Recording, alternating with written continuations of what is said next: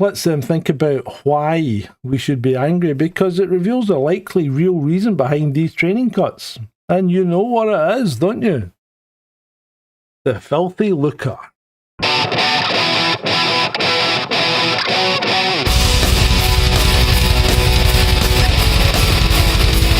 Training hours reduced from 224 to 120 hours, 104 hours saved per officer annually. Approximate hourly cost, 50 quid an hour. Savings per officer, £5,200 annually. AFOs nationally, approximately 6,500. Total annual savings, £33.8 million. £33.8 million saved every year by running a degraded training regime compared to historical standards. That's the price the UK government decided was worth paying for reduced firearms competency. Adrian Dolby's life was worth more than £33.8 million in training budget savings, but apparently the Treasury disagreed. Research into police shooting accuracy reveals a disturbing trend that validates my concerns about current standards. 19th century untrained officers had a 15 to 22% hit rate. Contemporary criminals, untrained, not ex-army, 12 to 28% hit rate. Contemporary trained police officers, 14 to 38% hit rate. Those aren't great numbers. Despite massive investments in training infrastructure, modern firearms, better ammunition, and advanced tactics, contemporary trained officers have only marginally better hit rates than untrained officers from 130 years ago, and barely better than untrained criminals. That's crazy.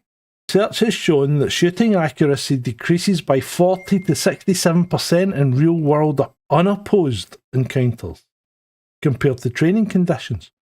In opposed shooting incidents, when the bad guys are shooting back, accuracy drops by 86% in some occasions. So if your training is to 75% accuracy and you're dropping by 86%, what's the actual chance of you hitting your target? It's in single figures, isn't it? Operational degradation, 50 to 86% reduction. Operational accuracy, 10.5 to 37.5%. That means in a real-world incident, an officer who qualifies at the 75% standard might realistically hit their intended target between 1 in 10 and 3 in 8 shots. The other shots, they're going somewhere. Manchester sure is where.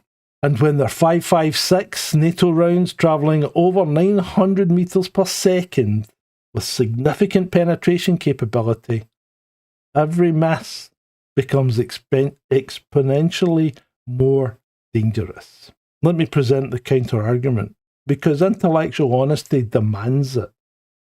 UK firearms discharge statistics.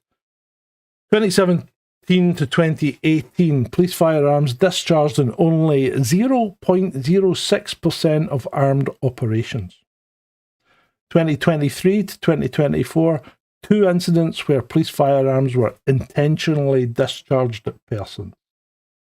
Annual armed operations, approximately 17 to 18,000 operations every year. These stats demonstrate remarkable restraint. UK firearms officers are deployed thousands of times annually and almost never discharge their weapon. That's extraordinary, and it speaks to excellent decision-making and de-escalation capabilities. But, and this is a massive but, firearms are discharged, accuracy becomes paramount. It's absolutely critical for civilian safety. The Manchester incident demonstrates that restraint and good decision-making mean nothing if when you do shoot you kill the wrong person. And here's a philosophical question then. Would you rather have firearms officers who almost never shoot but aren't highly accurate when they do, or officers who shoot more frequently but with greater precision? That is an ethical dilemma, isn't it? Because you might end up with innocent people who you thought were guilty people being stopped. The Human Rights Act in 1998 fundamentally transformed UK policing, and it particularly transformed firearms operations. And we need to address this because it is central to understanding why training philosophy has shifted.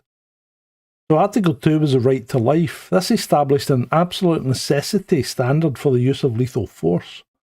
Officers must now demonstrate that lethal force was absolutely necessary to protect life, not merely reasonable or proportionate to the threat. How you meant to figure that out in the milliseconds you've got when someone's coming at you? And forces must be strictly proportionate to the threat faced. So this creates new legal considerations that just didn't exist in my operational era. Every shot fired can result in criminal and civil liability for the individual officer. That's always been the case, and we knew this. And this creates enormous legal and psychological pressure. And some deal with it better than others.